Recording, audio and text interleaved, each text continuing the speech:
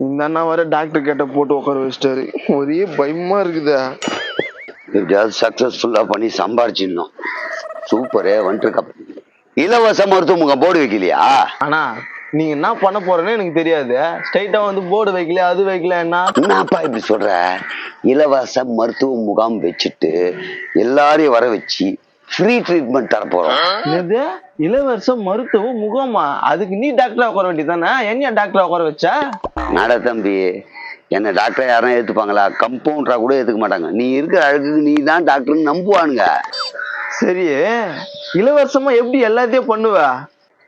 இலவசம் சொல்லுவோம், ஆனா இலவசம் தரமாட்டோம். ஃப்ராடு பண்ண போற? தம்பி தப்பா பேசாத.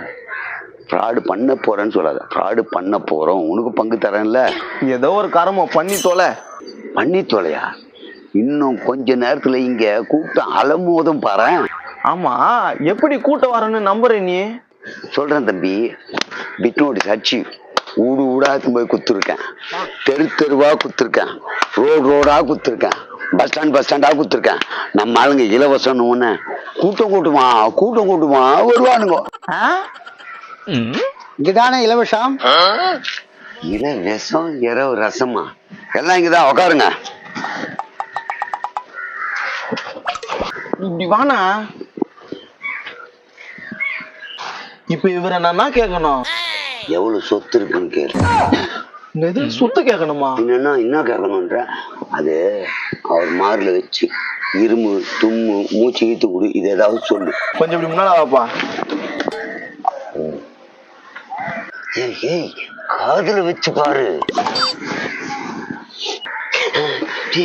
உன் காதுல வச்சு பாரு. என் காதுலையா? இத விடு. இத காதுல வச்சு இப்போ அங்க பாருன்னு மூச்சு இழுத்து விடு. தும்முன்னு இருமுன்னு என்னென்ன தோணுதோ சொல்லு. கொஞ்சம் கிட்ட வாப்பா. மூச்சு நல்லா இழுத்து விடு. அப்படியே இரும்பு இரும்பு சொன்னா தும்புறியா? சரி, காது வெளி நல்லா. காது வலிக்க சொல்றாங்க. நல்லா வெளி. காது எதுக்கு வலிக்க சொன்ன? ஆனா நீ தானே எதனா பண்ண சொன்ன. அதுக்காக அப்படிலாம் பண்ண கூடாதா? அப்படின்னு ஒண்ணு டக்குன்னு சீட்டு எழுத ஆரம்பிச்சிரு. ஓகேவா? தாத்தா 1 more. இப்ப நீ என்ன பண்ணீங்க அதே மாதிரி பண்ணுங்க. ரொம்ப இதாயிடும் ஆயிடும்டா. அதை வச்சுட்டு எழுத ஆரம்பிடாடு ஓடும். ஆனா நான் இப்ப நான் எழுதணும், கவிதை எழுதணும். ஏன்டா டே, urine test, motion test, X-ray, scan எல்லாத்தையும் அதில் எழுதி இதெல்லாம் எடுக்கணும்னு சொல்லி கொடு. பெரியவரா இதை எடுத்துட்டு போயிட்டு இதெல்லாம் எழுதிருக்குல்ல, அதை எடுத்துட்டு வாங்க. சொன்னதெல்லாம் கரெக்டா? டேய் ஐயோ, காதுல எழுதிடுறா. நான் பேசுறது உனக்கு கேட்கல. ஏன்பா இதெல்லாம் எடுக்கிறது காசு கேட்பீங்களா? கேட்கட்டா வேணாவா? இலவச முகாம்னு இருக்கும், எல்லாம் ஃப்ரீன்னு சொல்லு. நம்பா எல்லாம் ஃப்ரீ தான், போய் எடுத்துட்டு வா. ரொம்ப நன்றி. போயிட்டு வாங்க.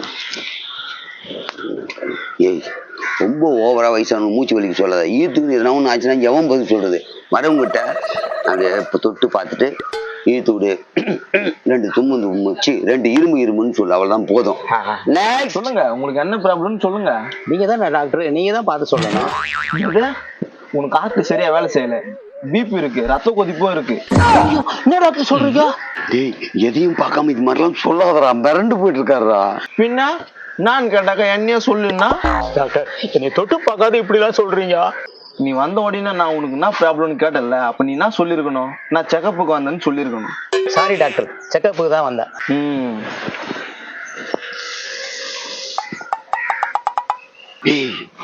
என்னடா நீ பண்ணி எழுதிருக்க? எல்லாருக்கும் இதானே எழுதி கொடுக்க போறான். தொட்டு பார்த்தா நாக்குது, பார்க்கலாம் நாக்குது. ஐயோ இவனை வச்சு சமாளிக்க முடியலையே. இந்தாங்க, இதெல்லாம் போய் நீங்க எடுத்துட்டு வாங்க, நான் சொல்றேன். இதெல்லாம் 8 வரை சொல்றீங்க, ஃப்ரீயா காசா? ஃப்ரீ தான், போங்க. நன்றி தம்பி. இலவச முகாம் எப்படி நடக்குது? எல்லாம் ஃப்ரீ, எழுதி கொடுக்குறாங்க. சரி எல்லாருக்கும் ஃப்ரீன்னு எழுதி கொடுக்க சொல்றிய, எப்படி நம்ம சம்பாதிக்கிறது? வந்திருக்காரு, நான் அப்புறம் சொல்றேன். ஏமா டாக்டரா, அந்த ஃப்ரீ எனக்கு எழுதி கொடு. ஃப்ரீயே எழுதி கொடுக்கணுமா? எது அவனே வந்து மாட்டுறான், கம்முன்னு கிடக்குன்னு எழுதி இது ஃப்ரீ ஏத்துவான்னு சொல்லு. சீக்கிரமா எழுதி கொடுப்பா. இந்தா இவ்வளவு மருந்து எழுதி கொடுத்துருக்கீங்க பிரியா இதேன் சொல்லா நீ சொல்றப்பா இருப்பா அது மாத்திரை மருந்து இல்லைங்க. ECG, x-ray, motion test, blood test, urine test இதெல்லாம் எழுதியிருக்கோம். அதை போய் ஃப்ரீயா எடுத்துன்னு வாங்க. எடுத்துன்னு வந்த அப்புறம் உங்களுக்கு அதுக்கப்புறம் தான் என்ன நோய் இருக்குன்னு பார்த்து மாத்திரை டாக்டர் தருவார். நீ என்ன பண்ண போறேன்னே தெரியல. கொஞ்ச நேரம் அப்புறம் அனுப்பிச்சு விடு. வா போ வாங்கி வந்துருப்பா. ரொம்ப நன்றி டாக்டர். என்ன நீ வரவங்களாம் எழுதி கொடுக்க சொல்ற? எனக்கு ஒண்ணுமே புரியலையா? உனக்கு புரியாது, கடைசியில புரியும். அடுத்த பேஷண்ட் வராங்க, கம்முனு. நான் பாட்டியம்மா எப்படி இருக்கீங்க? நல்லா இருக்கிறோம்பா. அப்புறம் எதுக்கு இங்க வந்தா? இங்க பெரிய பாக்குறாங்கன்னு சொன்னாங்கப்பா, அதனால தான்ப்பா இங்க வந்தேன். இது மாதிரி கேள்வி எல்லாம் கேட்காம காதுல வச்சு தொட்டு பாரு. ஒரே மாதிரி எல்லாரையும் பண்ணக்கூடாது. இப்ப நான் வேற மாதிரி பண்றேன் பாரு. வேற மாதிரி என்ன பண்ண போறான்? பாட்டி தலையை மேல தூக்குங்க. கீழே இருக்குங்க. ரைட்ல பாருங்க, லெப்ட்ல பாருங்க, ஸ்ட்ரைட்டா பாருங்க, சிரிங்க, அழுங்க. டேய் எதுக்குடா இப்போ சிரிக்க சொன்ன, அழுவு சொன்னேன்? அவங்கதான் வந்த உடனே ஒண்ணுமே இல்லைன்னுட்டாங்கல்ல, அதனாலதான் எதனா ஒண்ணு பண்ணணும்ட்டு பண்ண சொன்னேன். நீங்க சொன்ன மாதிரி பண்ணிட்டேன் டாக்டர். இப்ப எனக்கு என்ன பிரச்சனை சொல்லுங்க டாக்டர். அது என்ன நான் சொல்றேன் உங்களுக்கு. நீ டாக்டர் நான் டாக்டரா? நான் சொல்லி கொடுத்தேன் எனக்கேவா? மா நீ சீட்ல இருக்கிறதெல்லாம் போய் எடுத்துட்டு வாங்க. என்னன்னு நான் சொல்லிடுறேன். நன்றி டாக்டர். சரிம்மா, வேற ஒருத்தர் இருப்பாங்க, உள்ள அனுப்புங்க. எல்லாமே நம்ம ஃப்ரீயாவே எழுதி கொடுத்துட்டோம். இப்ப நம்ம எப்படி சம்பாதிக்கிறது எனக்கு இப்ப தெரிஞ்சே ஆகணும். பத்தானே தெரிஞ்சாகணும். சொல்றேன் கேட்டுக்கோ. இப்போ வந்தவங்களாம் எழுதி கொடுத்தல, இதெல்லாம் ரிசல்ட்டோட வருவாங்க. பார்த்துட்டு உங்களுக்கு நெஞ்சில் அடைப்பு இருக்கு, உங்களுக்கு பிபி அதிகமா இருக்கு, உங்களுக்கு சுகர் இருக்கு, உங்களுக்கு வலிப்பு இருக்கு, உங்களுக்கு வாதம் இருக்கு, உங்களுக்கு ஒத்த தலைவலி, உங்களுக்கு தொண்டையில ஒரு த்ரோட் இன்ஃபெக்ஷன் இருக்கு, ஏதாவது ஒன்று சொல்லி சொல்லி சொல்லி பயமுறுத்தி மருந்தெல்லாம் எழுதி கொடுப்போம். நீங்க 3 மாசம் சாப்பிடு, நீ 6 மாசம் சாப்பிடு, நீ ஆப்ரேஷன் பண்ணணும், நீ 3 மாசம் பெட்ல தங்கணும், இப்படின்னு சொல்லி பணத்தை கலெக்ஷன் பண்ணுவோம். ஓஹோ, ஃப்ரீன்னு கூப்பிட வேண்டியது. அவங்க வந்துட்டுக்கு அப்புறம் சீட்டில் எழுதி கொடுத்துட்டு இதெல்லாம் எடுத்துட்டு வான்னு சொல்றது. ஆமாப்பா, அதெல்லாம் எடுத்துட்டு வான்னு தான் அது ப்ரூஃபோட பேசுவோம்ல. ஒண்ணுமே இல்லைனாலும் அது இருக்கு இது இருக்குன்னு சொல்லி பணத்தை சம்பாதிக்க வேண்டியது. கரெக்ட். இன்னைக்கு இங்கே இலவச மருத்துவ முகாம், நாளைக்கு இன்னொரு இடம், அதுக்கு அடுத்த நாள் இன்னொரு இடம், இப்படியே மாறி மாறி மாறி போட்டு சம்பாதிக்க வேண்டியதுதான். மக்களே, இளவரசன்னு ஆசைப்பட்டு நீங்க போனீங்கன்னாக்கா இதெல்லாம் நடக்கும். பாத்துங்கப்பா. பாருப்பா, கூட இருந்து எல்லாத்தையும் உண்மையை சொல்லிட்டான்.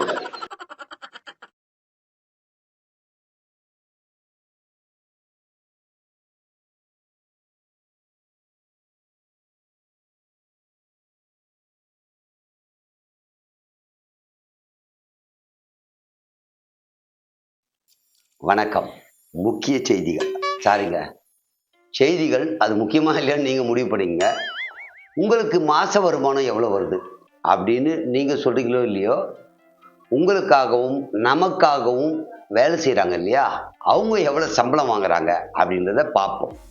நான் சொல்கிறது ஒரு தமிழ்நாட்டில் இல்லை, ஆல் ஓவர் இந்தியா முழுவதும் நமக்காக வேலை பார்க்கின்ற அவர்கள் எவ்வளவு சம்பளம் வாங்குறாங்க. எங்கள் வீட்டில் யாரும் வேலை பார்க்கல அப்படின்னு கேட்கக்கூடாது. வீட்டில் வேலை பார்க்க மாட்டாங்க, நாட்டுக்கு வேலை பார்ப்பாங்க, நமக்காக வேலை பார்ப்பாங்க. அவங்களுடைய சம்பளம் தான் சொல்ல போகிறேன். யார் அப்படின்னு பார்த்தீங்கன்னா, மாநில அளவில் முதலமைச்சர் அப்படின்னு தெரியல. இந்தியாவிலேயே எந்த முதலமைச்சர் அதிக சம்பளம் வாங்குறார் அப்படின்னு பார்த்தா தெலுங்கானா முதலமைச்சர் வாங்குறார். எவ்வளோ தெரியுங்களா சம்பளம்?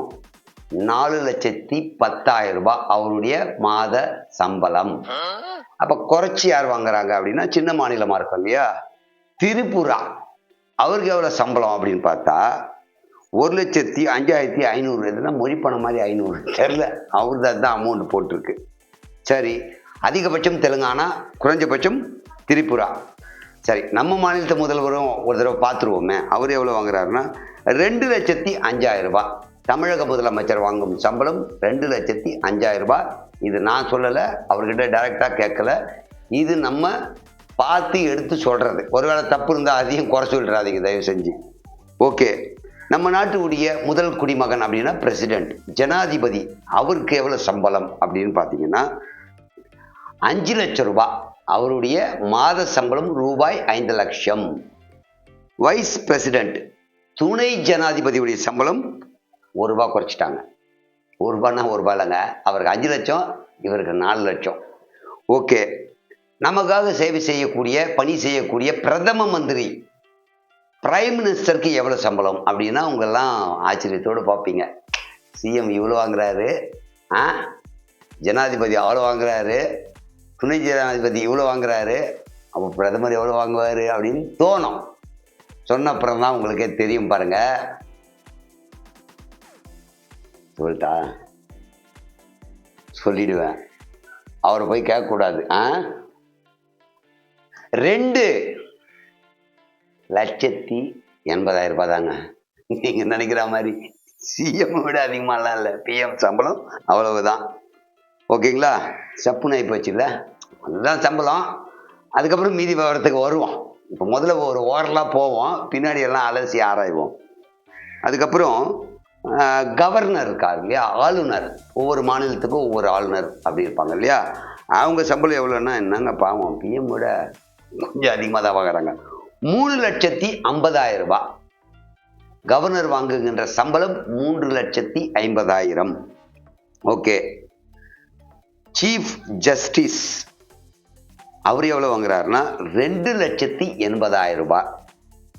சரி, சுப்ரீம் கோர்ட் ஜட்ஜ் இருக்கார் இல்லையா, இப்போ crescent court, district court, high court, supreme court தான் ரொம்ப மேலே இருக்கு. அந்த சுப்ரீம் கோர்ட் ஜட்ஜி வாங்குற சம்பளம் எவ்வளோ அப்படின்னு பார்த்தீங்கன்னா 2,50,000. சரி, நான் இதை சொல்லிட்டேன்னா அப்போ ஹை கோர்ட்டுக்கு, சுப்ரீம் கோர்ட்டு டெல்லி. ஓகே, இங்கே இருக்கிற ஹை கோர்ட்டு ஜட்ஜி வாங்குற சம்பளம் எவ்வளோ அப்படின்னு பார்த்தீங்கன்னா 2,25,000. இப்போ மூணுத்துக்கு இருக்கிற டிஃப்ரென்ஸ் சொல்கிறேன். ஹை கோர்ட் ஜட்ஜி வாங்குறது 2,25,000, சுப்ரீம் கோர்ட் ஜட்ஜி வாங்குறது 2,50,000, சீஃப் ஜட்ஜி வாங்குறது 2,80,000. இதுதான் இவங்க வாங்குற சம்பளம். மாத சம்பளம் இவ்வளவு தான். இதில் மற்ற விஷயங்கள்லாம் டீட்டெயிலாக நான் சொல்லலை, சம்பளம் மட்டும்தான் சொல்லியிருக்கேன். ஓகேங்களா? அதாவது பிரதமர் கீழே இருக்கிறவங்க யாருன்னு பார்த்தீங்கன்னா, நம்மளாம் தேர்ந்தெடுத்து அனுப்புகிறோம் இல்லையா, யார் டெல்லிக்கு அனுப்புறது, ஸ்டேட்டில் கிடையாது, அது எம்எல்ஏ கிடையாது, நான் எம்பிக்கு சொல்கிறேன். பார்லிமெண்ட் மெம்பர் எவ்வளோ வாங்குறாங்க அப்படின்னு பார்த்தீங்கன்னா 1,00,000 சம்பளங்க. அவங்களுக்கு ஒரு மாதத்திற்கு 1,00,000 எம்பி உடைய சம்பளம்.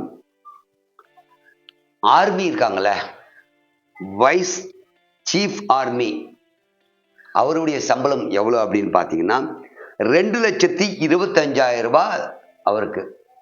இந்த நாட்டை பாதுகாக்கக்கூடிய ஒரு பொறுப்பில் இருக்கக்கூடியவருக்கு 2,25,000. டிஜிபிக்கும் 2,25,000, சிபிஐக்கும் 2,25,000. உயர் பதவியில் இருப்பவர்களுடைய சம்பளத்தை மட்டும் தான் நான் சொல்கிறேன். Major general 1,44,200. இந்தியாவிலேயே அதிக சம்பளம் வாங்கும் எம்எல்ஏ எந்த ஸ்டேட்டில் இருக்காங்க அப்படின்னா, ஃபஸ்ட்டு சொன்ன மாதிரி தெலுங்கானாவில் தான் இருக்காங்க. அவங்களுடைய சம்பளம் 4 லட்சம் ரூபாய். லோயஸ்ட்டாக யார் அப்படின்னா அதுவும் திரிபுரா தான். லோயஸ்ட் சேலரி சிஎம்க்கு எப்படியோ அதே மாதிரி எம்எல்ஏவுக்கும் அங்கே தான் கம்மி, 25,890 சரி, தமிழ்நாடு ஸ்டேட்டில் இருக்கிற எம்எல்ஏவுடைய சேலரி என்ன அப்படின்னு பார்த்தீங்கன்னா 1,13,000. ரிஜிஸ்டர்ட் அப்படின்னா சார் பதிவாளர், எனக்கு தெரிஞ்ச வரைக்கும் அதுதான் கரெக்டுன்னு நினைக்கிறேன். 1,82,200 அவருடைய சம்பளம். ஆர்டிஓ இருக்கார் இல்லையா, அவருடைய சம்பளம் மாதம் 80,000. ஐஏஎஸ் அவருடைய சம்பளம் குறைஞ்சபட்சம் அவர் ஜாயின் பண்ணும்போது ஒரு 56,100 ஜாயின் பண்ணலாம். அவர் ரிட்டையர் ஆகும்போது அதிகபட்சமாக எவ்வளோ சம்பளம் வாங்குவார்னா 2,50,000. இதுதான் நமக்காக பணிபுரிகின்ற முக்கிய நபர்களுடைய சம்பள விவரம். இதுக்கப்புறம் அவங்களுக்கு அலவுன்ஸ் இருக்குது, பெட்ரோல் அலவுன்ஸு, ஃபோன் அலவுன்ஸு, ட்ராவலிங் அலவுன்ஸு, இதெல்லாம் நம்ம எடுக்கலை. இந்த ஒரு டீட்டெயில் இப்போ எடுத்தது, அதாவது இப்போன்னா இந்த ஒரு ஆண்டுக்குள்ளே எடுக்கப்பட்டது. இது ஒன்று மாறி இருக்கலாம், ஏறவோ இறங்கவோ, அதாவது ஏற்ற இறக்கம் இருக்க வாய்ப்பு இருக்குது. நம்முடைய அன்றாட வாழ்க்கையில் நம்ம ஒரு மாதம் சம்பாதிக்கிற வருமானம் என்ன, அப்போ அவங்க சம்பாதிக்கிற வருமானம் என்ன அப்படின்னா, இந்த வருமானத்தை வச்சு எல்லாம் பார்க்கணுமா அப்படின்னா உண்மையிலேயே எம்எல்ஏ ஹாஸ்டல் இருக்குது, அங்கே அவங்க தங்கிக்கலாம். மந்திரிகளுக்கு தங்குவதற்கான இடம் இருக்கிறது. ஸோ வாடகை, செலுத்தாமல் அங்கே தங்கலாம்னு நினைக்கிறேன். I think. இல்லைன்னா வாடகை ரொம்ப கம்மியாக இருக்கலாம். அது எனக்கு கரெக்டாக தெரியல. எம்எல்ஏ ஹாஸ்டல் இருக்குது, அங்கே தங்கலாம். மினிஸ்டருக்கு க்ரீன் வேஸ்ட் ரோடில் இருக்கும். நீங்கள் சென்னை 28 க்ரீன் வேஸ்ட் ரோடில் இருக்காங்க. அங்கே அவங்க ஒவ்வொரு மந்திரிக்கும் ஒவ்வொரு வீடு அலாட் பண்ணியிருப்பாங்க. அது வாடகையா இல்லையான்னு எனக்கு தெரியல. இது வெறும் சம்பளம் தானே தர, அலவுன்ஸ் அவங்கள பார்க்க வரவங்களுக்கு, இவங்க போக்குவரத்து, பெட்ரோலுக்கு இதெல்லாம் தனியாக கொடுப்பாங்க. அதெல்லாம் ஒரு அமௌண்ட் வரும். நம்ம பார்க்கறதுக்கு, சாப்பிட்றதுக்கு, படிக்க வைக்கிறதுக்கு எல்லாத்துக்கும் சேர்த்தே நம்ம 15,000, 20,000, 25,000 சம்பாதிச்சா ஜாஸ்தி. அதுக்குள்ளேயே குடும்பத்தை அடக்கி விட வேண்டும். சரி, இதெல்லாம் ஒரு பக்கம் இருக்கட்டுங்க. சுமார் 1 லட்சத்துலேருந்து 5 லட்ச ரூபாய் சம்பளம் வாங்குறவங்க அவங்களுடைய சொத்து விவரம் எலெக்ஷன் நேரத்தில் கொடுப்பாங்கல்ல, அத்தனை கோடி ரூபாய் எப்படி வருது? மிச்சம்னா கூட வர அப்படியே மொத்த சம்பளத்தை எடுத்து வச்சுட்டு புள்ளையுடைய வருமானத்தில் சாப்பிட்டாலோ, அல்ல பெண்ணுடைய வருமானத்தை சாப்பிட்டாலோ, அல்லது என் தாத்தா வருமானத்தை சாப்பிட்டா கூட அப்படியே மொத்த சம்பளத்தை எடுத்து வச்சா கூட பல கோடி ரூபாய் வராத 5 வருஷத்துக்கு. ஆனால் பல கோடி ரூபாய் அவங்களுடைய சொத்து விவரமும் தர்றாங்க. ஏன்னா தேர்தலில் நீங்கள் போட்டிடுறீங்கன்னா அதுக்குடைய விவரத்தை கொடுக்கணும். அப்படி கொடுத்து தான் நீங்கள் மனு கொடுக்கணும். அதுக்கப்புறம் அவங்க பரிசீலனை பண்ணி இதெல்லாம் கரெக்டாக இருக்கா இல்லையா பார்த்துட்டு தான் நீங்கள் தேர்தலில் போட்டியிட முடியாதுன்னு சொல்லுவாங்க. அப்போ அத்தனை கோடி ரூபாய் ஆல்ரெடி அவங்க பிஸ்னஸ் பண்ணி சேர்த்து வச்சதா அப்படின்னு தெரியல. இதை தான் நம்ம பெரிய சிக்கலாக கொண்டு போய் விடுறது என்னென்னா, ஆட்சிக்கு வந்தப்புறம் அல்லது பதவிக்கு வந்தப்புறம் இவர் சம்பாரிச்சிட்டார் அப்படின்னு நம்ம சொல்கிறோம்.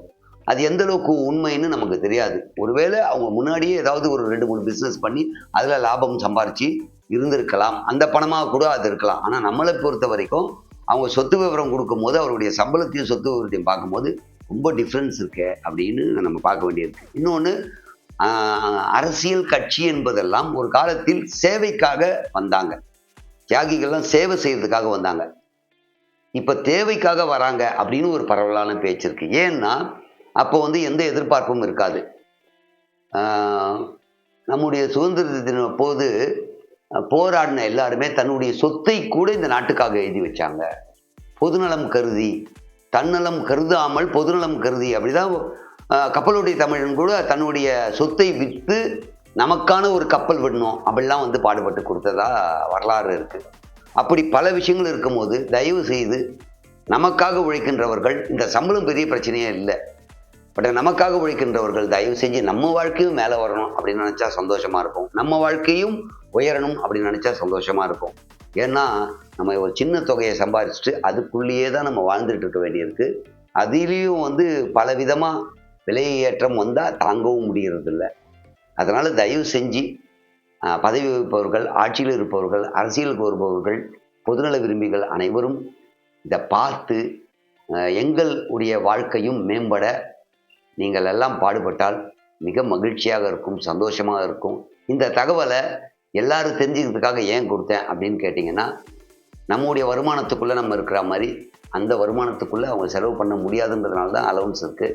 பட் நம்ம இவ்வளோ தான் வருமானம், இதுதான் நமக்கு அலவன்ஸ். போனாலும் அதுதான், வந்தாலும் அதுதான், கல்யாணம்னாலும் அதுதான், காட்சினாலும் அதுதான், ஹாஸ்பிட்டல் போனாலும் அதுதான், சாப்பிட்ணுன்னா அதுதான், துணினா அதுதான், ஃபீஸ் கட்டணும் அதை எல்லாமே அது உள்ளே பண்ணிடணும். அதனால் கொஞ்சம் பாருங்கள், எங்கள் வாழ்க்கையும் மேம்படுத்துங்க. நன்றி. அட ஸ்ட்ரைட்டா ரைட் கட் பண்ணுப்பா, அங்கே தான் பாருங்க வெளியே. என்னடா யாருகிட்ட பேசுகிற? ஒரு பொண்ணு லவ் பண்ணிட்டு இருக்கேன், அதுகிட்ட பேசிட்டு இருக்கேன். என்ன இப்போ உனக்கு? பொண்ணு கேக்குது, பொண்ணு கட்டணத்துக்கே ஒன்னையும் காணும். இது மாதிரி தேவையில்லாம பேசிருக்காதுமா. இப்ப என்ன உனக்கு? யாருக்கிட்ட போன் பண்றேன்னு தானே கேக்குற, சொல்ல மாட்டேடி. ஆன்லைன்ல ஒரு சட்டை ஆர்டர் பண்ணேன், அதுதான் சொல்லியிருந்தேன். போதுமா உனக்கு? 2 புடவை 2 ஜாக்கெட் எடுத்து கொடுங்கன்னு தோணுதடா உனக்கு? நான் இடம் போறவன் நானு, எனக்கு தான் வேணும் துணி. நீ இங்கதானே இருக்க, இருக்கிறத கட்டேன். பித்தமானம் பித்தம், பிள்ளை மானம் கல்லு, சும்மாவா சொன்னாங்க? சும்மா சொல்ல, சொஞ்சின்னு சொன்னாங்க. ஒரு நேரம் வாய மூட. ஏன்பா ஒரு பெத்த தாய் இப்படி பேசுறாரு, நியாயமாப்பா உனக்கு? நான் என்ன பேசுறேன், நீ என்ன அப்படி பாத்துட்ட? ஸ்ட்ரைட்டா கேள்வி கேக்குற? அந்த அம்மா கஷ்டப்படுறத பார்த்துட்டு தான் வர்றேன். கேளுப்பா, நல்லா கேளு, நாக்க பிடிங்கிற மாதிரியே கேளு. மா, வரவும் போறவங்கள ரொம்ப இன்சல்ட் பண்ற, கம்முன்னு வந்துரு. தம்பி கையை நீட்டி பேசுறியா, இதெல்லாம் என்னப்பா? உனக்கு என்னென்ன பிரச்சனை? உங்க அம்மா எங்க இருக்காங்க?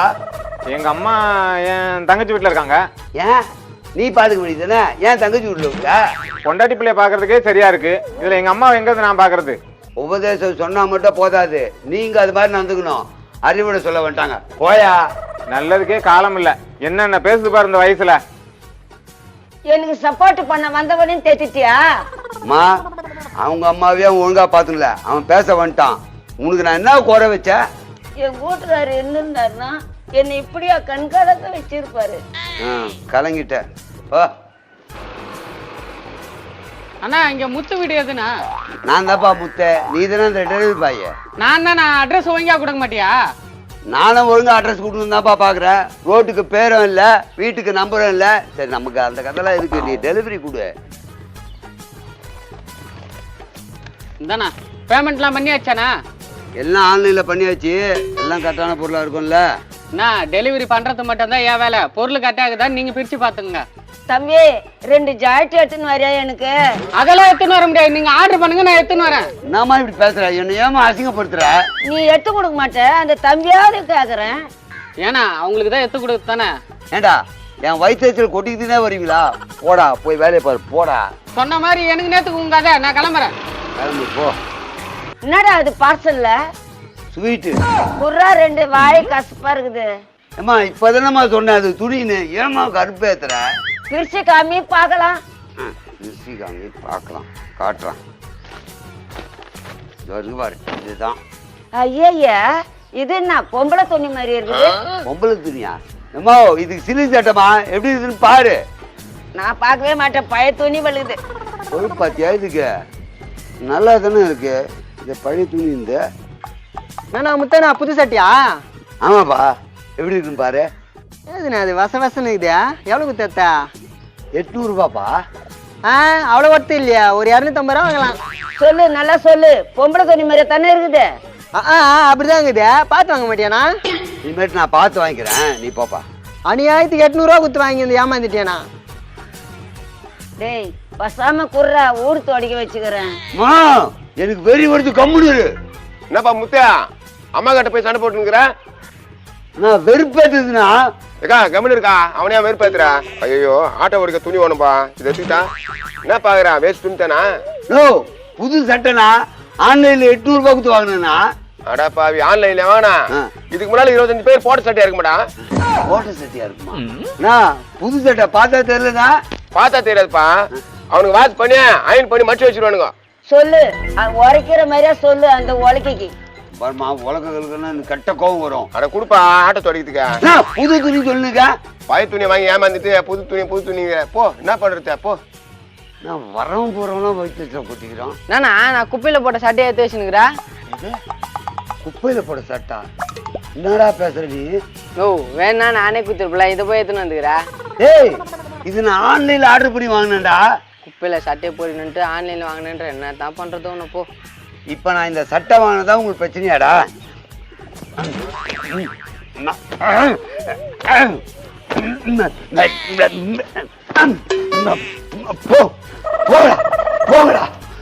என்ன இந்த அண்ணன் சட்டையை எப்படி கீச்சு போட்டு போயிச்சா? நம்ம குப்பையில போட்ட சட்டையில போய் இது என்னப்பா அந்த சட்டை வேணுமா? நோ இங்க வாண்ணா, இது என் சட்டை இல்ல. இது உன் சட்டை இல்லையா? இது என் சட்டை இல்ல, என் சட்டை கலர் கொஞ்சம் டல்லா இருக்கும், இது நல்லா இருக்குது பளிச்சின்னு. அடா பாவிங்களா, ஆளுக்கு வந்து ஏதோ சொல்லி சட்டையை கிழிக்க வச்சுட்டீங்களாடா. எனக்கு ஜாக்கெட் வாங்கி கொடுத்துருந்தா இது மாதிரி நடந்திருக்குமா? இன்னும் நான் பாத்துக்கிறேன்.